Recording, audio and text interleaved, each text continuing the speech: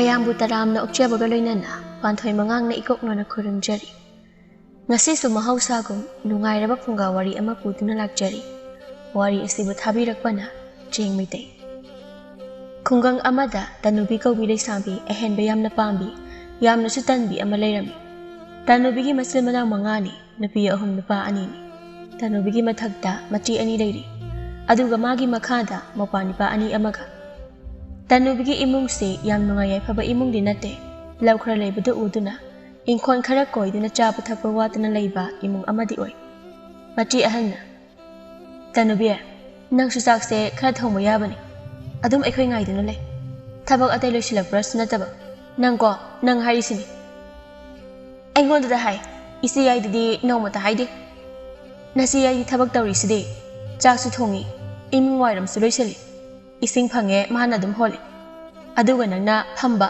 ꯇꯨꯝꯕ, ꯆꯥꯕ, ꯀꯦꯕ ꯁꯤ ꯅꯠꯇꯅ ꯀꯔꯤ ꯇꯧꯔꯤꯒꯦ?" "ꯑꯩꯗꯤ ꯐꯝꯕ, ꯆꯥꯕ, ꯀꯦꯕ, ꯇꯨꯝꯕꯕꯨ ꯇꯧꯔꯤ꯫ ꯏꯆꯦ ꯍꯜꯗꯤ ꯀꯔꯤ ꯇꯧꯔꯤꯒꯦ? ꯑꯃꯗꯤ ꯇꯧꯗꯅ ꯏꯆꯦ ꯌꯥꯏꯅ ꯊꯕꯛ ꯁꯨꯝ ꯇꯧꯍꯜꯂꯒ ꯊꯝꯕꯤꯔꯤ ꯀꯩꯒꯤꯅꯣ?" ꯃꯆꯦ ꯌꯥꯏꯅ, "ꯑꯩꯈꯣꯏ ꯇꯅꯨꯕꯤꯅ ꯅꯩꯁꯤꯜꯂꯛꯑꯦ꯫ ꯀꯔꯤ ꯍꯥꯏꯕ? ꯃꯁꯤꯗ ꯐꯨꯒꯦꯗꯤ ꯑꯩ ꯀꯩꯗꯧ ꯂꯩꯒꯦ ꯀꯥꯏꯅ? ꯏꯆꯦ ꯍꯜ, ꯐꯨꯔꯛꯀꯅꯨꯀꯣ, ꯑꯩꯁꯦ ꯂꯩꯁꯥꯕꯤ ꯐꯥꯔꯕꯅꯤꯀꯣ, ꯏꯀꯥꯏꯖꯩ ꯃꯤ ꯃꯃꯥꯡꯗ꯫ ꯑꯌꯣ ꯏꯃꯥ, ꯐꯨꯔꯛꯀꯅꯨ ꯍꯥꯏꯕꯅꯤ ꯏꯆꯦ ꯍꯜ, ꯊꯕꯛꯅ ꯁꯨꯅꯤꯡꯗ꯭ꯔꯤꯕ, ꯃꯆꯤꯟꯅ ꯀꯜꯂꯤꯕ, ꯑꯗꯨꯒ ꯏꯀꯥꯏꯖꯩ ꯀꯥꯏꯅ? ꯍꯦ, ꯏꯀꯥꯏꯕ ꯈꯪꯂꯕꯗꯤ ꯌꯨꯝꯒꯤ ꯊꯕꯛ ꯏꯪꯈꯥꯡ ꯁꯠ ꯇꯧꯁꯤꯟꯕ ꯌꯥꯎꯁꯟꯕ ꯌꯥꯗ꯭ꯔꯣ ꯅꯪ?" "ꯌꯥꯎꯒꯦꯕ." "ꯆꯠꯂꯣ ꯊꯨꯅ, ꯌꯨꯝꯒꯤ ꯏꯁꯤꯡ ꯄꯨꯝꯕ ꯅꯪꯅ ꯂꯣꯏꯅ ꯍꯣꯟꯒꯗꯕꯅꯤ." "ꯁꯨꯛꯍꯣꯜ ꯍꯣꯜꯂꯣꯏꯒꯦ, ꯏꯁꯤꯡ ꯀꯣꯟꯁꯦ ꯄꯥꯏꯔꯒ ꯑꯥꯗ ꯐꯝꯂꯒ ꯂꯩꯊꯣꯛꯂꯨꯒꯦ꯫ ꯀꯂꯥꯛꯁꯦ ꯂꯣꯏ ꯄꯣꯝꯃꯤ꯫ ꯃꯁꯤ ꯅꯨꯄꯤꯁꯤꯗ ꯃꯌꯨꯝ ꯈꯔ ꯊꯨꯅ ꯄꯥꯟꯊꯣꯛꯈ꯭ꯔꯗꯤ ꯐꯗꯧꯕꯅꯤ꯫ ꯍꯦ ꯂꯥꯏ, ꯅꯪ ꯑꯁꯦꯡꯕꯃꯛꯀꯤ ꯂꯩꯔꯕꯗꯤ ꯑꯩꯒꯤ ꯏꯆꯦ ꯑꯍꯜꯁꯦ ꯃꯌꯨꯝ ꯊꯨꯅ ꯄꯥꯜꯍꯟꯕꯤꯈ꯭ꯔꯣ, ꯃꯥ ꯌꯥꯝꯅ ꯂꯤꯔꯕꯅꯤ." "ꯀꯔꯤꯅꯣ ꯃꯥꯅ ꯏꯁꯤꯡ ꯀꯣꯜꯁꯦ ꯄꯥꯏꯔꯒ ꯂꯥꯎꯗꯅ ꯊꯣꯛꯈ꯭ꯔꯤꯁꯤꯕꯣ?" "ꯏꯆꯦꯒꯤ ꯃꯔꯝꯗ ꯀꯔꯤꯅꯣꯃꯗꯤ ꯍꯥꯏꯔꯤ." "ꯑꯩꯗꯤ ꯌꯥꯝꯅ ꯅꯣꯛꯅꯤꯡꯉꯦ ꯑꯩꯈꯣꯏ ꯑꯇꯣꯝꯕꯤꯁꯦ." ꯇꯅꯨꯕꯤ ꯏꯁꯤꯡ ꯀꯣꯟꯗꯨ ꯄꯥꯏꯗꯨꯅ ꯏꯁꯤꯡꯗꯤ ꯁꯣꯛꯇꯕꯤ ꯃꯃꯥꯟꯅꯕꯤ ꯈꯔꯒ ꯂꯝꯄꯥꯛ ꯃꯆꯤꯜꯗ ꯐꯝꯗꯨꯅ ꯋꯥꯊꯤ ꯉꯥꯡꯅꯗꯨꯅ ꯂꯩꯔꯤ꯫ ꯇꯅꯨꯕꯤꯅ, "ꯑꯩꯗꯤ ꯅꯨꯄꯥ ꯁꯦꯟ ꯄꯥꯏꯕ, ꯃꯊꯟꯗ ꯄꯣꯛꯄ, ꯌꯥꯝꯅ ꯅꯨꯡꯉꯥꯏꯕ ꯏꯃꯨꯡꯗ ꯅꯠꯇ꯭ꯔꯕꯗꯤ ꯁꯨꯛꯂꯣꯡ ꯂꯨꯍꯣꯡꯉꯣꯏꯍꯦ." ꯃꯇꯥꯁꯤꯡꯅ, "ꯃꯊꯟꯗ ꯄꯣꯛꯄ ꯄꯥꯝꯂꯤꯗꯨꯅ ꯀꯔꯤꯒꯤ? ꯃꯆꯤꯟ ꯃꯅꯥꯎ ꯌꯥꯝꯂꯒ ꯃꯧ ꯃꯁꯦꯟ ꯄꯪꯈꯠꯇ ꯈꯠꯅꯕꯗꯣ ꯑꯩꯗꯤ ꯄꯥꯝꯗꯦ꯫ ꯃꯊꯟꯗ ꯄꯣꯛꯂꯕꯗꯤ ꯑꯩꯒꯤ ꯀꯨꯁꯤ ꯇꯧꯔꯒ ꯂꯩꯕꯗꯨꯅ ꯐꯠꯇ꯭ꯔꯣ?" "ꯚꯥꯞ ꯐꯥꯎꯗꯤ ꯐꯔꯤ. ꯑꯗꯣ ꯅꯨꯄꯥꯗ ꯃꯆꯤꯟ ꯃꯅꯥꯎ ꯌꯥꯝꯗꯕꯁꯦ ꯇꯨꯁꯣꯟ ꯃꯥꯁꯣꯟꯗꯤ ꯍꯤꯡꯒꯜꯂꯦ ꯍꯥꯏꯕꯅꯤ. ꯅꯨꯄꯥ ꯈꯔ ꯌꯥꯝꯕꯁꯤꯅ ꯀꯣꯟꯅ ꯍꯦꯛꯇ ꯂꯥꯛꯆꯔꯛꯏ ꯍꯥꯏꯕꯅꯤꯀꯣ." "ꯑꯗꯣꯗꯥ ꯈꯪꯗꯦ. ꯑꯩꯗꯤ ꯁꯦꯟ ꯄꯥꯏꯕ, ꯑꯩꯅ ꯍꯥꯏꯕ ꯏꯟꯒꯗꯕ ꯅꯨꯄꯥ ꯃꯊꯟꯗ ꯄꯣꯛꯄ ꯅꯠꯇ꯭ꯔꯕꯗꯤ ꯁꯨꯛꯂꯨ ꯂꯨꯍꯣꯡꯉꯣꯏ. ꯑꯣ, ꯅꯪꯅ ꯄꯥꯝꯂꯤꯕ ꯅꯨꯄꯥꯗꯣ ꯐꯪꯕ ꯑꯣꯏꯖꯔꯣ. ꯑꯩꯈꯣꯏꯗꯤ ꯅꯨꯄꯤ ꯂꯨꯅ ꯇꯧꯒꯗꯕ, ꯅꯨꯄꯤꯒꯤ ꯑꯋꯥꯕ ꯈꯪꯕ, ꯊꯕꯛ ꯁꯨꯕ ꯅꯣꯝꯕ ꯀꯟꯕ ꯅꯨꯄꯥ ꯑꯣꯏꯅ ꯐꯪꯖꯔꯒꯦ. ꯅꯨꯄꯤ ꯑꯩꯈꯣꯏꯅ ꯉꯝꯒꯗꯕ ꯅꯨꯄꯥꯕꯨ ꯅꯨꯄꯥꯔꯣ? ꯅꯣꯏꯅ ꯍꯥꯏꯔꯤꯁꯤꯅꯗꯤ ꯅꯨꯄꯥꯅ ꯉꯝꯂꯒ ꯅꯨꯄꯤꯗ ꯄꯪꯐꯨꯗ ꯐꯨꯕ ꯅꯨꯄꯥꯗꯨꯔꯣ ꯍꯥꯏꯁꯦ? ꯅꯨꯄꯤꯗ ꯄꯪꯐꯨꯗ ꯐꯨꯕ ꯅꯨꯄꯥꯕꯨ ꯅꯨꯄꯥꯔꯣ? ꯅꯪꯒꯤ ꯋꯥꯈꯜꯗ ꯅꯨꯄꯤꯗ ꯐꯨꯕ ꯉꯝꯕ ꯅꯨꯄꯥꯗꯣ ꯅꯨꯄꯥꯅ ꯍꯦꯟꯅ ꯈꯜꯂꯤꯔꯕ? ꯑꯗꯨ ꯅꯠꯇꯦ. ꯑꯩꯈꯣꯏꯅ ꯍꯥꯏꯔꯤꯁꯤꯗꯤ ꯅꯨꯄꯤ ꯑꯩꯈꯣꯏꯕꯨ ꯁꯦꯟꯅꯕꯤꯕ ꯉꯝꯕ, ꯑꯩꯈꯣꯏꯒꯤ ꯑꯁꯣꯏꯕꯗ ꯁꯦꯝꯗꯣꯛꯄꯤꯕ ꯉꯝꯕ, ꯅꯨꯄꯤꯕꯨ ꯂꯨꯅ ꯇꯧꯕ, ꯊꯕꯛ ꯁꯨꯕ ꯅꯣꯝꯕ ꯀꯟꯕ, ꯍꯩꯒꯟꯕ, ꯃꯤꯒ ꯊꯦꯡꯅꯕꯗ ꯀꯤꯒꯟꯗꯕ." "ꯌꯥꯔꯦ, ꯑꯗꯥꯏꯗ ꯂꯦꯞꯄꯣ. ꯅꯣꯏꯒ ꯑꯩꯒ ꯋꯥꯈꯜ ꯌꯥꯝꯅ ꯈꯦꯠꯅꯩ. ꯅꯣꯏꯁꯨ ꯃꯨꯟꯅ ꯈꯜꯂꯨꯅꯦ. ꯅꯨꯄꯤ ꯑꯩꯈꯣꯏꯅ ꯅꯨꯡꯁꯤꯔꯕ ꯌꯨꯝ ꯏꯪꯈꯣꯜ, ꯅꯨꯡꯁꯤꯔꯕ ꯈꯨꯡꯒꯪ, ꯏꯃꯥ ꯏꯄꯥ, ꯏꯆꯤꯜ ꯏꯅꯥꯎ, ꯁꯥꯒꯩ ꯅꯥꯇꯩ ꯂꯣꯏꯅ ꯊꯥꯗꯣꯛꯂꯝꯂꯒ ꯅꯨꯄꯥ ꯃꯌꯨꯝꯗ ꯂꯨꯍꯣꯡꯗꯨꯅ ꯄꯨꯟꯁꯤꯒꯤ ꯂꯩꯔꯨꯔꯒꯦꯅ ꯆꯠꯂꯤꯁꯤꯕꯨ ꯋꯥꯅꯕ꯭ꯔꯣ? ꯅꯨꯄꯥꯒꯤ ꯃꯈꯥꯗ ꯂꯩꯅꯕ, ꯏꯅꯦꯝꯕꯣꯛ ꯏꯀꯨꯕꯣꯛꯀꯤ ꯁꯦꯕꯥ ꯇꯧꯅꯕ, ꯑꯉꯥꯡꯒꯤ ꯑꯃꯥꯡꯕ ꯁꯦꯡꯅꯕ꯭ꯔꯣ? ꯅꯨꯡꯉꯥꯏꯅꯅꯕ ꯆꯠꯂꯤꯕ ꯅꯠꯇ꯭ꯔꯣ? ꯑꯗꯨꯅ ꯅꯨꯡꯉꯥꯏꯅ ꯂꯩꯒꯦꯗꯤ ꯅꯨꯄꯥ ꯃꯌꯨꯝꯗ ꯑꯩꯅ ꯁꯨꯛꯄꯥꯏ ꯄꯥꯏꯔꯒ ꯂꯩꯇꯥꯕ. ꯑꯗꯨ ꯑꯣꯏꯔꯗꯤ ꯑꯩ ꯅꯨꯡꯉꯥꯏꯇꯥꯕ." ꯅꯥꯀꯜꯗꯒꯤ ꯑꯍꯜ ꯍꯅꯨꯕ ꯑꯃꯅ, "ꯀꯅꯥꯏ ꯃꯆꯥꯅꯣ? ꯑꯣꯟꯊꯣꯛꯅ ꯅꯨꯡꯁꯤꯈ꯭ꯔꯦꯗ. ꯃꯁꯛꯁꯨ ꯐꯖꯕ ꯃꯥꯜꯂꯤ. ꯑꯩꯒꯤ ꯏꯃꯧ ꯅꯨꯄꯤ ꯌꯥꯏꯃꯗꯨꯒ ꯋꯥꯈꯜꯂꯣꯟꯕꯨ ꯌꯥꯝꯅꯁꯨ ꯃꯥꯟꯅꯩ." "ꯅꯨꯡꯁꯤꯔꯕ ꯃꯃꯥ ꯃꯄꯥ, ꯁꯥꯒꯩ ꯅꯥꯇꯩ, ꯃꯌꯨꯝ ꯏꯪꯈꯣꯜ ꯊꯥꯗꯣꯛꯂꯝꯂꯒ ꯅꯨꯄꯥ ꯃꯌꯨꯝꯗ ꯆꯠꯇꯣꯏꯁꯤ ꯑꯇꯩꯒꯤ ꯅꯠꯇꯦꯅꯦ. ꯃꯤꯒꯤ ꯅꯨꯡꯁꯤꯅꯅ ꯂꯩꯃꯤꯟꯅꯔꯝꯕ ꯃꯃꯥ ꯃꯄꯥ ꯃꯆꯤꯜ ꯃꯅꯥꯎꯁꯤꯡꯗꯣ ꯁꯨꯛꯄꯥꯏ ꯄꯥꯏꯔꯒ ꯈꯥꯕꯩ ꯁꯥꯗꯨꯅ ꯎꯇꯤ ꯑꯣꯠꯄꯒꯨꯝꯅ ꯒꯣꯔꯣ ꯒꯣꯔꯣ ꯑꯣꯠꯈꯥꯏꯔꯨꯕꯗꯨꯅꯤꯅꯦ ꯃꯥꯅ ꯄꯥꯝꯖꯔꯤꯕꯁꯦ." "ꯏꯇꯥ, ꯑꯍꯜꯅ ꯍꯥꯏꯔꯤꯁꯦ ꯑꯩ ꯊꯥꯒꯠꯂꯤꯔꯣ ꯁꯤꯗꯔꯤꯔꯣ?" "ꯀꯟꯅ ꯍꯣꯠꯅꯧ. ꯅꯃꯥꯁꯨ ꯀꯌꯥ ꯐꯔꯝꯃꯣꯏ ꯀꯩꯅꯣ ꯑꯍꯜꯁꯤꯅ ꯍꯥꯏꯅꯤꯡꯂꯤꯕꯁꯤꯕꯣ ꯃꯧꯄꯥꯅ ꯏꯆꯦꯇꯣꯟ ꯅꯪ ꯏꯆꯦ ꯑꯍꯜꯅ ꯏꯁꯤꯡꯅ ꯅꯜꯂꯕꯌꯦ ꯄꯨꯈ꯭ꯔꯤ ꯃꯤ ꯌꯥꯝꯅ ꯆꯤꯜꯍꯧꯏ ꯍꯥꯏꯌꯨꯆꯣ ꯄꯨꯈ꯭ꯔꯤꯗꯤ ꯃꯤ ꯑꯃꯠꯇꯁꯨ ꯂꯩꯇꯅ ꯍꯥꯏꯗꯣꯛꯀꯦ ꯅꯪ ꯃꯥꯅ ꯁꯤꯗ ꯋꯥꯊꯤ ꯉꯥꯡ ꯂꯩꯔꯒ ꯍꯦ ꯏꯕꯨꯡꯉꯣ ꯑꯗꯨꯃꯥꯏꯅ ꯍꯥꯏꯒꯅꯨꯀꯣ ꯏꯆꯦꯗ ꯑꯗꯣ ꯏꯇꯥ ꯃꯌꯥꯝ ꯑꯩ ꯏꯁꯤꯡ ꯑꯃꯨꯛꯇ ꯁꯣꯛꯂꯨꯒꯦ ꯍꯌꯦꯡꯗꯤ ꯁꯤꯡꯖꯨ ꯆꯥꯅꯁꯤ ꯑꯩ ꯊꯨꯝ ꯄꯣꯔꯛꯀꯦ ꯅꯣꯏ ꯁꯤꯡꯖꯨ ꯃꯌꯥꯜ ꯍꯦꯛꯂꯝꯃꯨ ꯀꯥꯎꯅꯤꯀꯣ ꯏꯇꯥ ꯃꯌꯥꯝ ꯍꯌꯦꯡꯗꯤ ꯑꯩꯈꯣꯏ ꯂꯣꯏꯅ ꯊꯕꯛ ꯂꯩꯌꯦ ꯇꯅꯨꯕꯤ ꯅꯣꯡꯃ ꯑꯣꯏꯅ ꯆꯥꯔꯁꯤ ꯀꯩꯅꯣ ꯅꯣꯏ ꯄꯨꯂꯞ ꯊꯕꯛ ꯂꯩꯕ꯭ꯔꯣ ꯍꯌꯦꯡꯁꯦ ꯍꯣꯏ ꯂꯩꯌꯦ ꯀꯩ ꯊꯕꯛꯅꯣ ꯍꯥꯏꯁꯤꯕꯣ ꯑꯃꯨꯛꯇ ꯆꯞ ꯃꯥꯟꯅꯅ ꯑꯗꯨꯕꯨꯔꯣ ꯍꯌꯦꯡꯁꯦ ꯑꯩꯈꯣꯏ ꯃꯌꯥꯝ ꯄꯨꯟꯅ ꯁꯤꯡꯖꯨ ꯆꯥꯅꯅꯤꯌꯦ ꯑꯗꯨꯒꯤꯅꯤ ꯑꯣ ꯑꯗꯨꯗꯤ ꯅꯣꯡꯃ ꯑꯣꯏꯅ ꯆꯥꯔꯁꯤ ꯍꯣꯏ ꯃꯁꯛꯁꯤꯒ ꯁꯤꯡꯖꯨ ꯆꯥꯅꯁꯤ ꯃꯥ ꯊꯨꯝ ꯄꯨꯊꯣꯔꯛꯀꯤ ꯑꯩꯈꯣꯏꯅ ꯁꯤꯡꯖꯨ ꯃꯌꯥꯜ ꯄꯨꯊꯣꯔꯛꯎꯏ ꯆꯥꯕꯁꯨ ꯃꯥꯅ ꯏꯆꯥ ꯆꯥꯈꯤꯗꯣꯏꯕ ꯍꯌꯦꯡ ꯏꯇꯥ ꯃꯌꯥꯝꯁꯦ ꯁꯤꯡꯖꯨ ꯆꯥꯅꯅꯤ ꯍꯥꯏꯔꯒ ꯑꯩꯉꯣꯟꯗꯗꯤ ꯍꯧꯔꯛꯇꯦꯅꯦ ꯀꯩꯒꯤ ꯑꯣꯏꯔꯖꯥꯠꯅꯣ ꯃꯣꯏꯒꯤꯁꯦ ꯑꯩ ꯌꯥꯎꯍꯟꯅꯤꯡꯗ꯭ꯔꯤꯖꯥꯠꯂꯣ ꯌꯥꯎꯍꯟꯅꯤꯡꯗ꯭ꯔꯗꯤ ꯃꯣꯏ ꯍꯌꯦꯡ ꯀꯅꯥꯒꯤ ꯌꯨꯝꯗ ꯆꯥꯅꯗꯣꯏꯖꯥꯠꯅꯣ ꯍꯦꯛꯇ ꯆꯪꯁꯤꯜꯂꯒ ꯂꯣꯏ ꯆꯥꯊꯣꯛꯀꯦꯅꯦ ꯇꯅꯨꯕꯤ ꯏꯁꯤꯡ ꯈꯔ ꯍꯣꯟꯁꯤꯟꯅꯔꯒ ꯋꯥꯏ ꯍꯩꯗꯨꯅ ꯐꯃꯨꯡ ꯆꯪꯈ꯭ꯔꯦ ꯑꯗꯨꯒ ꯅꯨꯃꯤꯗꯥꯡ ꯆꯥꯛ ꯇꯞꯇꯥꯏ ꯆꯥꯔꯒ ꯊꯕꯛꯀ ꯌꯥꯎꯔꯝꯗꯕꯤꯗ ꯇꯨꯝꯈ꯭ꯔꯦ ꯅꯣꯡꯉꯥꯟꯕꯒꯗꯤ ꯃꯆꯦ ꯑꯍꯜꯗꯣ ꯊꯪꯅꯕ ꯈꯨꯟꯗ ꯆꯦꯟꯈ꯭ꯔꯦꯅ ꯍꯥꯏꯗꯣꯛꯄ ꯂꯥꯛꯂꯝꯃꯤ ꯇꯅꯨꯕꯤꯗꯤ ꯌꯥꯍꯧ ꯊꯦꯡꯅ ꯍꯧꯒꯠꯇꯨꯅ ꯍꯛꯀꯥꯡ ꯋꯥ ꯆꯟꯗꯨꯅ ꯀꯩꯝꯇ ꯈꯪꯗꯕꯤ ꯐꯃꯨꯡꯗꯒꯤ ꯍꯧꯒꯠꯇꯨꯅ ꯊꯣꯛꯂꯛꯏ ꯅꯨꯡꯁꯥꯁꯤꯗꯤ ꯐꯖꯅ ꯁꯥꯔꯦꯍꯦ ꯑꯩꯗꯤ ꯐꯖꯅ ꯇꯨꯝꯂꯝꯃꯕꯖꯥꯠꯅꯤꯗꯅ ꯏꯆꯦ ꯑꯍꯜꯁꯨ ꯉꯁꯤꯗꯤ ꯑꯌꯨꯛꯇ ꯏꯁꯧꯁꯨ ꯂꯥꯡꯉꯛꯇꯦ ꯀꯩꯒꯤ ꯑꯣꯏꯔꯖꯥꯠꯅꯣ ꯅꯥꯔꯖꯥꯠꯂꯥ ꯃꯃꯥꯅ ꯍꯥꯏ ꯀꯔꯤꯅꯣ ꯃꯥꯅ ꯇꯧꯔꯤꯕꯁꯤꯕꯣ ꯃꯤ ꯂꯥꯛꯏꯅꯦꯍꯦ ꯅꯪꯅ ꯅꯁꯟꯅꯅ ꯏꯐꯥ ꯐꯥꯔꯒ ꯊꯣꯛꯏꯗꯣ ꯌꯦꯡꯉꯨꯅꯦ ꯃꯥꯒꯤ ꯍꯛꯀꯥꯡ ꯈꯨꯆꯟꯁꯦ ꯍꯥꯏꯗꯣꯛꯄ ꯂꯥꯛꯏꯕ ꯑꯍꯜꯁꯤꯡꯁꯤ ꯃꯥꯒꯤ ꯃꯌꯥꯁꯤꯗ ꯂꯣꯏꯅ ꯆꯪꯕ ꯆꯟꯅꯦꯃꯤ ꯀꯩꯅꯣ ꯏꯃꯥꯅ ꯍꯥꯏꯕꯤꯔꯤꯕꯗꯨꯕꯣ ꯀꯅꯥ ꯂꯥꯛꯑꯒꯦ ꯑꯗꯨꯒ ꯃꯣꯏꯅ ꯂꯥꯛꯄꯒ ꯑꯩꯅ ꯍꯛꯀꯥꯝ ꯆꯟꯖꯕꯒ ꯀꯔꯤ ꯃꯔꯤ ꯂꯩꯅꯒꯦ ꯅꯨꯄꯥ ꯃꯌꯨꯝꯒꯤ ꯑꯍꯜꯁꯤꯡꯗꯨꯅ ꯀꯅꯥꯅꯣ ꯏꯃꯨꯡꯗ ꯈꯣꯂꯩ ꯈꯣꯟꯗꯥ ꯃꯑꯣꯡ ꯃꯔꯤꯜ ꯇꯥꯗꯕꯤ ꯅꯨꯄꯤ ꯑꯃ ꯂꯩꯕꯗꯧꯅ ꯇꯧꯔꯤꯕꯁꯤꯕꯣ ꯅꯠꯇꯦ ꯑꯩꯈꯣꯏꯗ ꯏꯆꯥ ꯅꯨꯄꯥꯅ ꯄꯣꯔꯛꯏꯕ ꯅꯨꯄꯤꯗꯨꯁꯨ ꯑꯁꯨꯃꯥꯏꯅ ꯇꯧꯕ ꯖꯥꯠꯂꯅꯦ ꯑꯗꯨ ꯑꯣꯏꯔꯗꯤ ꯉꯜꯂꯤꯉꯩꯁꯤꯗ ꯋꯥ ꯂꯣꯏꯁꯤꯜꯍꯧꯕꯅ ꯐꯩꯅꯦ ꯃꯆꯦ ꯌꯥꯏꯅ ꯅꯪ ꯀꯥꯗ ꯆꯪꯉꯣ ꯑꯃꯨꯛꯇ ꯅꯪ ꯏꯆꯦ ꯍꯟꯗꯣ ꯉꯔꯥꯡ ꯆꯦꯟꯈ꯭ꯔꯦ ꯍꯥꯏꯕꯁꯤ ꯈꯪꯗ꯭ꯔꯣ ꯑꯗꯨꯒꯤꯅꯤ ꯅꯨꯄꯥ ꯃꯌꯨꯝꯒꯤ ꯑꯍꯜ ꯍꯥꯏꯗꯣꯛꯄ ꯂꯥꯛꯏꯕꯁꯦ ꯑꯁꯦꯡꯕꯔꯣ ꯏꯆꯦ ꯌꯥꯏ ꯑꯗꯨꯗꯤ ꯂꯥꯏꯁꯦ ꯂꯩꯗꯤ ꯂꯩꯕ ꯑꯣꯏꯔꯦꯀꯣ ꯍꯦ ꯂꯥꯏ ꯏꯆꯦ ꯆꯦꯜꯍꯟꯈꯤꯕꯒꯤꯗꯃꯛꯇ ꯑꯩꯅ ꯍꯟꯅ ꯈꯣꯏꯔꯝꯖꯔꯤ ꯑꯗꯨꯗꯤ ꯑꯩꯒꯤ ꯃꯊꯟꯗ ꯄꯣꯛꯄ ꯁꯦꯟꯖꯥꯎ ꯄꯥꯏꯕ ꯑꯩꯅ ꯍꯥꯏꯕ ꯏꯟꯒꯗꯕ ꯅꯨꯄꯥ ꯑꯃꯠꯇ ꯑꯩꯒꯤ ꯊꯥꯕꯤꯔꯛꯑꯣꯀꯣ ꯅꯨꯡꯉꯥꯏꯔꯦ ꯀꯩꯅꯣ ꯃꯥꯅ ꯇꯧꯔꯤꯁꯤꯕꯣ ꯃꯁꯤ ꯉꯥꯎꯗꯣꯔꯕ꯭ꯔꯥ ꯀꯩꯅꯣꯝ ꯇꯧꯔꯤ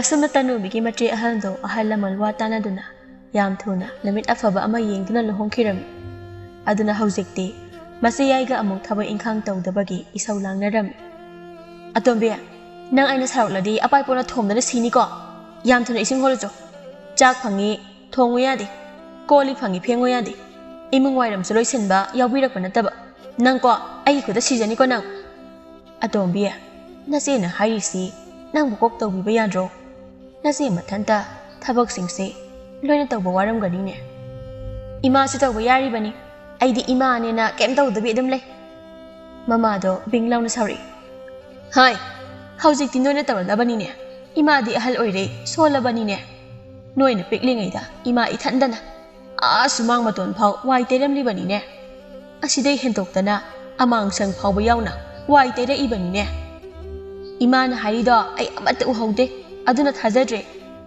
ꯅꯪ ꯍꯌꯦꯡ ꯅꯌꯨꯝ ꯄꯥꯜꯂꯒ ꯆꯠꯅꯔꯣꯏꯀꯣ ꯇꯣꯝꯕꯤ ꯅꯪ ꯆꯥꯛ ꯐꯪꯉꯤ ꯊꯣꯡꯕ ꯍꯩꯇꯦ ꯊꯕꯛ ꯐꯪꯉꯤ ꯁꯨꯅꯤꯡꯗ꯭ꯔꯤꯕ ꯅꯪ ꯍꯌꯦꯡ ꯅꯋꯥ ꯅꯄꯨꯔꯣꯏꯕꯅ ꯅꯀꯣꯛꯇ ꯍꯦꯟꯖꯥꯡ ꯍꯩꯖꯤꯟꯖꯔꯛꯁꯅꯤꯍꯦ ꯑꯩꯒꯤ ꯅꯨꯄꯥꯗꯤ ꯑꯗꯨꯒꯨꯝꯕ ꯅꯨꯄꯥ ꯅꯠꯇꯦꯍꯦ ꯑꯩꯅ ꯍꯥꯏꯔꯤꯈꯩ ꯌꯥꯕ ꯑꯩꯒꯤ ꯊꯕꯛ ꯂꯣꯏꯅ ꯇꯧꯕꯤꯒꯗꯕ ꯅꯨꯄꯥꯅꯤꯍꯦ ꯃꯃꯥꯏꯅ ꯏꯀꯥꯏꯕ ꯈꯪꯗ꯭ꯔꯤꯕ ꯅꯪꯗ ꯐꯨꯒꯦꯍꯦ ꯀꯔꯥꯏꯗꯅꯣ ꯆꯦꯜꯂꯤꯗꯣ ꯂꯥꯎꯅꯍꯦ ꯂꯝꯀꯦꯠ ꯂꯝꯍꯩꯕꯤ ꯅꯪꯕꯣ ꯑꯗꯨ ꯑꯣꯏꯔꯗꯤ ꯏꯃꯥꯁꯦ ꯂꯝꯀꯦꯠ ꯂꯝꯍꯩꯕꯤꯒꯤ ꯃꯃꯥ ꯑꯣꯏꯔꯦꯅꯦ ꯅꯪ ꯌꯨꯝꯗ ꯍꯜꯂꯛꯈꯣꯗꯅ ꯅꯪ ꯉꯁꯤꯗꯤ ꯅꯪ ꯐꯨꯗꯅ ꯀꯥꯗꯤ ꯇꯣꯛꯑꯣꯍꯦ ꯇꯥꯅꯨꯕꯤꯅ ꯈꯠꯂꯤ ꯈꯠꯂꯤ ꯆꯦꯟꯊꯣꯔꯛꯄꯗ ꯃꯁꯥ ꯅꯥꯟꯕ ꯁꯒꯣꯜ ꯇꯣꯡꯕ ꯃꯨꯅꯥꯟ ꯀꯧꯕ ꯅꯨꯄꯥ ꯑꯃꯗ ꯊꯦꯡꯖꯤꯜꯂꯝꯃꯤ ꯃꯨꯅꯥꯟꯅ ꯁꯒꯣꯜꯗꯒꯤ ꯐꯠ ꯂꯥꯎꯅ ꯆꯣꯡꯊꯔꯒ ꯇꯥꯅꯨꯕꯤꯕꯨ ꯍꯨꯒꯠꯄꯤꯔꯝꯃꯤ ꯁꯣꯛꯇꯕ ꯅꯠꯇ꯭ꯔꯣ Kanano sibo masaga yamna nali aina laida nikhiba nupado oiramdanabuko koino mana mamonga noklaga aingoda sukmana yingduna leishina mai wakhalda ise sen yamna paiba miga oina urjala aina di somda awai ngakta setsin lisalaga lai sagol siso ainate sombu sokta banatro sokti kem sokte somdi sokta banatro aina sagol tong leraga ai sokta brai hoi aidi sokti aigi sagol sidi khara sokomali andudi yamna nungaiti aina thengbada sagol so e haibase adu sombu aikhoi khula sida amukta udri som kai dino aide arapa khundaini sungkoi tharapani aduda sigi khulse hek ubada changningba yengingba ama isada khangpau phorko hedok chatki fawba ngamdabaduda hera adudi sok fajaba khulsibu yengdanadi toklaroi na chakakpani adugadi khulasigi fajabadagi hena fajabi nanga oina thengnaraba male waraubu yadeko aise oidaba ngangbase kaya hainajade aduna dong hekta hairi talle ikaise yamna masina pase ai masak yamna fajai haibase khangkraiba masi line ai soidan tharako oidoini aduna bo magi sagonda aina ngasi thengjalini ngalamdradi ai khongbanda taramoidra kari khalino aigi wahaido yamna soirabo soide he yamna chumme ado sombu kari mingauge munan gawi nangidi tanubi haba yamna phajai mingsiso hektabada kauningba leitonda dum leiba mingoi harawi si yengune aina pangthana thagat pasida masigi leishabi masasi khangnarageda mana hanbane aingonda wari sanarisi mathanda pokra hange po abadi lemna thare ngasidi ado ibung munanbo isil inaw kaya suge kari kumsige isil inaw di mapanne ithandani hek tharjilagida aigidi ithanda pokchaida aduna aina ithandaga koiba sadbase imaga pabagana yauna pakhakrabajani na thanda po e haiba namaste laise leidi leiko munanga tanubiga lambigi mataiduda ikaibaga khangda khai wari nungai bana loire nanga thengnabase ayamna nungai ado ayamuk yamda hanaba tawrage imaga pabagana aibu thibada loiramnani adudi hayeng lakadra hoi laki nangsu tholakadro nang laadi tholakani adoradi hayeng ai ngairamuko ai chalage ko hoi ibu as mihul kase dangdang chongi masa sunanba sagol sudongba mathanda supokba sidabu aina magulepna thakidro ije nang nupa unabai imaga ijegana nasaga jana batai ema pairaga lao haibani ai nupa unedi kanana haidoliba dadaga igana noide kanana haidu haige ngai ko chengkino nana dulai thakino ima ise to na fudore kanbiyo asumna namisima hawkre nongan baga amuk tanubi munan ngaiba masana na loisinduna thongal gi konthongda nga thaduna leiri ngarangi matamdo yorakpasidi mihul ka sa kuchong amani he ima pokpade sumaina mihul ga chonglakri masi oi batai nungsiba kaina hainabado atombi nang thongal da kanai hinglino nasena somda phisa lairabadi nang yumgi thabak ase kok toksinba kai ge thabak suningdadana phisari oiramni phisaba loiraga adum tawjasani ayuktagi nasena thabak tawrisidi nangdi kari tawrage ngasigi isena ekdagi thabak tawradi imade ekdagi kari tawrige masida halage he nang napani yumda leite basida nang lam yamna hendawri nang machinna kaliba thaksi khasina yaudriba ekha imagi se asingbagi chei pairaga chinthore ine as munan gala adi aise kainom khangi batare aduna chilhawrage kaigi cheliya ngai khone nachimdo khumkhulaungne nang hore handi halakhini dana maduda ina phudana gadi to oyeba macha nupa ani duna ima se ise ton phuni dai sufu de amana ngarang suphuni hairaga adum phukidre hore su phuroi khangi kaino noi ani na mungang ni do imana iche don phuni hairaga phudi na dro ado horen di phukoi ma ꯀꯔꯤꯒꯤꯅꯣ ꯃꯣꯏ ꯑꯅꯤꯅ ꯃꯆꯦꯇꯣꯟꯁꯤ ꯐꯨꯕ ꯑꯁꯨꯛ ꯌꯥꯝꯅ ꯄꯥꯝꯃꯤꯁꯤꯅ? ꯍꯣꯏ ꯐꯨꯒꯦ ꯍꯣꯔꯦꯟꯗꯤ ꯏꯆꯦꯇꯣꯟ ꯐꯨꯅꯤꯌꯦ ꯁꯥꯟꯅꯕꯒ ꯆꯠꯒꯨꯝꯁꯤ ꯏꯆꯦꯇꯣꯟ ꯐꯨꯕ ꯌꯦꯡꯁꯤꯀꯣ ꯁꯣꯝꯗꯅ ꯇꯅꯨꯕꯤ ꯁꯨꯝ ꯆꯦꯜꯂꯛꯄꯗ ꯃꯇꯥꯁꯤꯡꯗꯨ ꯊꯦꯡꯅꯔꯝꯃꯤ ꯑꯗꯨꯒ ꯃꯣꯅꯥꯟꯁꯨ ꯂꯥꯞꯅ ꯂꯥꯛꯂꯝꯃꯤ ꯃꯇꯥꯁꯤꯡꯅ ꯀꯩꯅꯣ ꯇꯅꯨꯕꯤꯁꯤꯅ ꯈꯠꯂꯤ ꯆꯦꯜꯂꯛꯏꯁꯤꯅ ꯑꯃꯅ ꯑꯗꯨꯝ ꯈꯠꯂꯒ ꯂꯩꯔꯕꯁꯤꯕꯨ ꯋꯥꯏꯍꯦ ꯆꯦꯟꯕꯗ ꯏꯇꯥ ꯃꯌꯥꯝꯗꯤ ꯀꯥꯏꯗ ꯆꯠꯇꯣꯏꯅꯣ इसिंग कोन पारी से उड्रो इसिंग सोलुदोइनी नंदी कायदे चतोइनो ngasiदी यामना नाले अदुबुरा अहि पामजब नुपा लाकनिये अदु उनबा कइनो हारिसिबो नंगबो नुपागा खंगनरबो अदुगा एखोइदगा केमता हाइदबा नोइदी सुथिंग थिंगनदना अदो नुपादुबो कनानो कायदैनो मथंदगा पोकप्रोबा अहिगी नुपानाबो मथंदा पोकट्रदि कइनो आदला इबोंग आइसिदा लइये अदो इदा आई चले हे हयेंग वरी लिगे कनानो सिबो मसासु नानबा माले सगोल खुतोंग कासिना निंगथौगा मालिने अमना कमाइना बुतनुबिगा खंगनै जानो सिना होइने कमाइना खंगनरि जानो नुपा सिना तनुबिसे कमाइना दबि नुपिनो काइसे केमता खंगदबा जालो नुपिने बो हाइरबदि इयादा याबा पंगोइदो कोइबा नुपागा ओइरा जालो अमना ज्ञान गदादि हयेंग तनुबिगी वारी तारगा खंगलनि येंगुने तनुबिसे सगोलदा हापगलगा थौख्रेने मागी सिदि हेनमलि हे कनानो नंगा वारी साननमलिबा नुपिसिंगदुना अखोइ लेकाइगी अखतपि सिंगनिदा अदो नंदि ngasiने हेनना नालिंगो ngarangi phirolda mande ngasina na selaiba nilaiba singdo nati he sina amani aidi yumdagi bathoklabade amuk setkiba phiroldo anirak suna seti adubudi nathanda pokpai ima apabana yamna leibiramganiye hoi adumaina haite sagol siso ngarangi do mande sagol yamna leiba male sagol di ngarangi duni he hoi leibubudi aigi mangale sina khara nuai haina tanaba yaina sisum sizinabani masi nupi simadi oida badaba khara haijilaga lawrage natrabadi ai nupi thiba sukang khanglar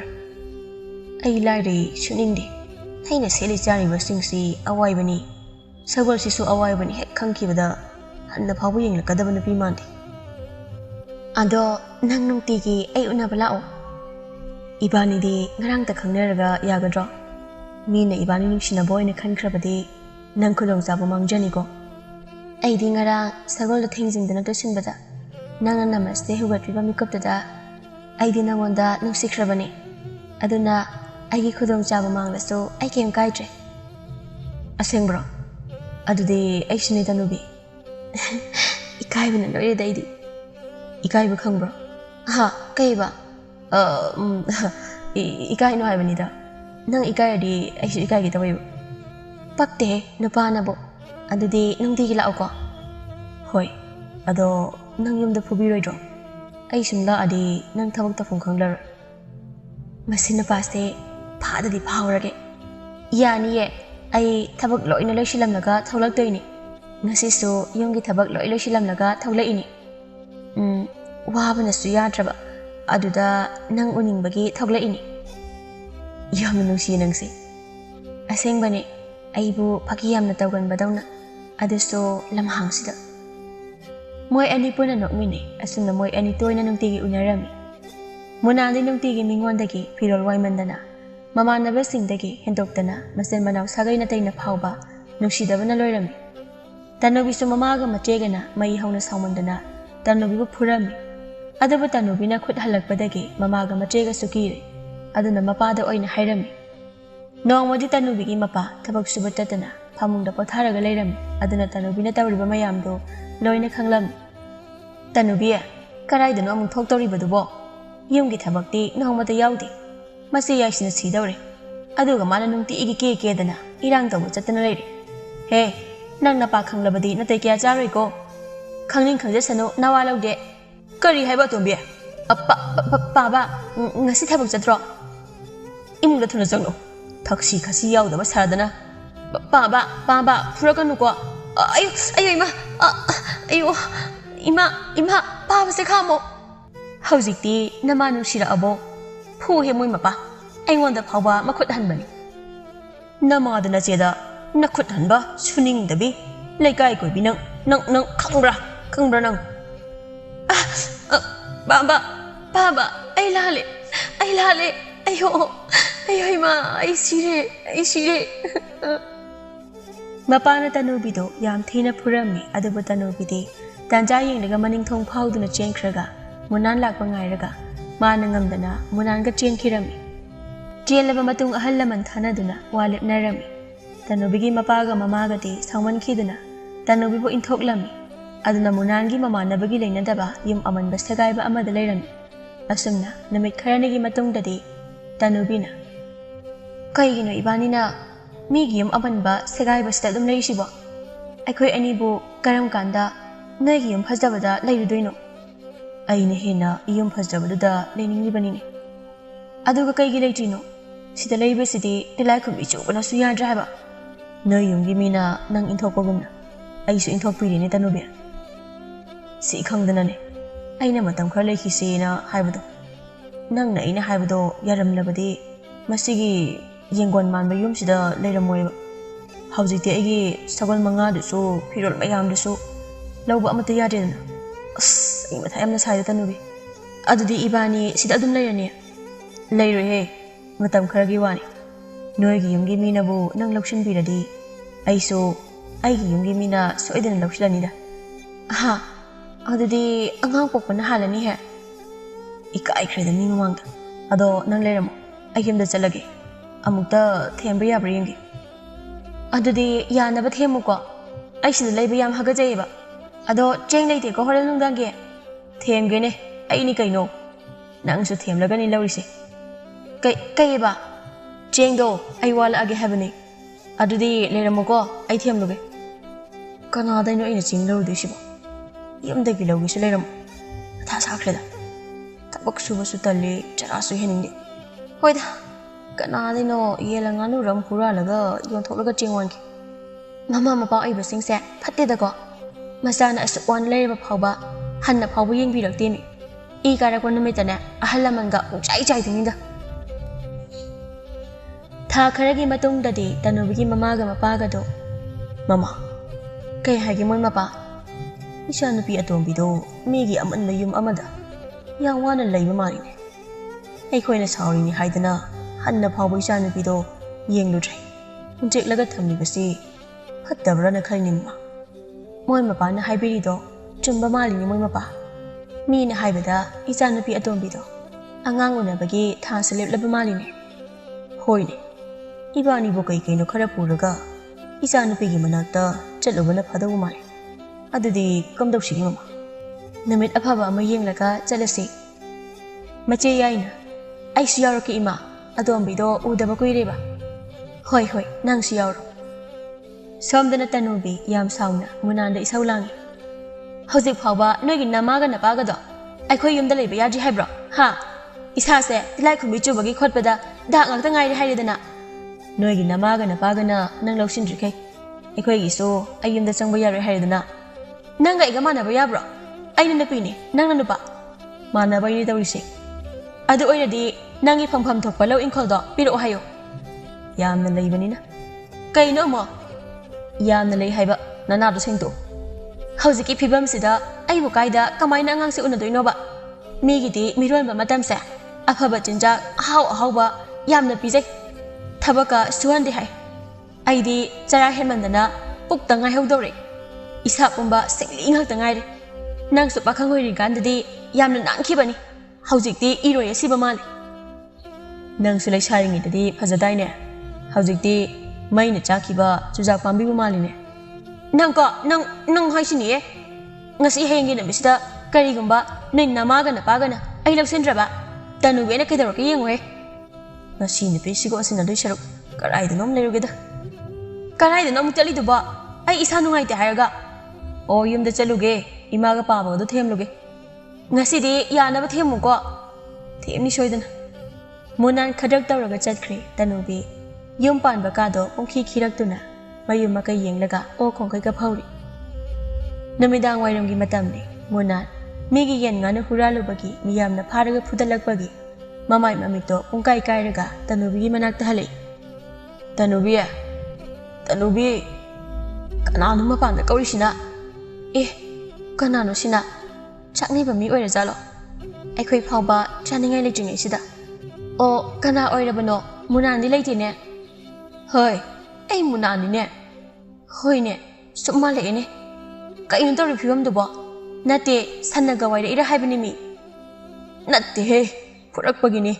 Ayo, Kanana, Karigi, Asutina for in Iba. I Pamunda Tahan Hibke. Ayo Ima. I call Imaga Pabana. I am the Janglapayari. Hadagi Yardi, no one hung Lubagin. Me Tadolaga, Tap Type Purgatory. Ha, Adudi, I see Yumsida, when she's about them later in it. Sisu, Mapuna, Karale, Talani. Adudi, any di Kaitale deba. Noigi, Maga Pabagado, among that him. Adugane, a young illusu illegatanubi. I did lawyer than a Hoi ma, Ho Baba, I will look send Birula. Adumaina, Noigi Tongalda, among Anidan Kapladiani. See already, I Kapagim at the Natre. In Boca, Ikubokada, Nata looking a city. Hi, baby, I gin a piece. Hi, Baga, Mapam the Satu Mali, Tokrini. Nang, I love Bahandi, hello go. See already, Napi mayum the Ningon Moa Ilaga, no I lay Tanobina Munana Moyum the Hinatakpa, Inakun Mayum the Changduna, Lantarami, Adaboyum do Gimina Tanobi the Tiamduna, Wari Pumba, Loina Lirklami. Tanobiyum de Tolalaga, Munangium asing the Tiduna Lakba the day, Nasaimi to the Hirakpado, Loina Chumlamne. Tanobi asing with the Pazana Kangbaga, Munangium asing bada, one Haduna Laknaram, Gian Taralaga or Kongdan Amukapi. Oidi Pibam the Munangi Halamana, Tanobi question Sanadana Tamlam. Koido was Zalam Tanobin House of our electrician. Tausin Naragam the Lake Razal. Label Lake Rabadi I ain't Hector, Capsin Revelation. Som the Natanubina. Ima, Baba, Ije. No in a high with angel, I'm liberty. As he I met Ari, but that's as it are Moiko. Munangi Mapana. I call him Munansi, on tone of Pakijata. I call him Moy Anisi. Adam Madame Kraleke. Tabak super mamma Pangleka and high with the dog. Yam no one and lady winning you. Adugadi, Sigi Fibums the Lemna. Masi, Pari the Moimapa. Ama the Nawa among Angdana. Oi the Pada must say, Adam Taulen. Mayamba Kaina. Ma, the piece is so, I came when I got someone a malida. Mean I never the swinging the bee. I can't be Pambi. Mamma Pada, Matulukumbi, Kakinuyam Haineda. Adunabu, Mana Manaba, Taktamini, Hainari Banidana. Hoini. Adu so hosing the emosi. Untuk dia din. Mogi halsinga amukta una da bayaridori. Natrabadi isaga imo gose manglagan. Mama, namaw nupi se masaway sang manati. Managta amukta leraga them. Nasay din mana gyan taralaga isaw lang na kapre mase. Natrabadi poglaka daw ba isu se. Mama mapadagi hena jatirami. Hoy. Gyan gata adri he. Isa no papa kang ngakta mapalay babo. Suning daba ang ngakta he oidana. Hanu thang sida chara hele. Imong nong yuri aduni. Noy ni pandi. Migi machada. Oida baduba haijilaga lawbira kanuko. Hek lawgi khalakpa mikupto. Namagi awaba sining Masa singna. Imagi wasidi. Ngahan kay di ikay daman. Ngasidi ikay kreda. Asum na nongan bagadi. Tanubingi mamamapa ahal kara. Jengcha pirol pudo na laklami. Aduga, oidi ba pibam dugi matang dusu kanglam. Aduna munan baso mayam basinga. Lauraga bhaptahana ba wari sanaram. Aduga matam karadi tanubi ba yumda thamluragi haina pukiram. Angangsu mapamda adam unarami. Tha karagi matung dadi tanubi so gyan taraktuna. Mama mapa machena haibe ilam. Munan su mayam basinga lingjal manana. Tabakkan na suduna sen yam na talam. Aduna haujikti sen paiba. Nungayba imong ama oiduna. Tanubiga machaga duloksin-duna. Gyan tana lemina kirami.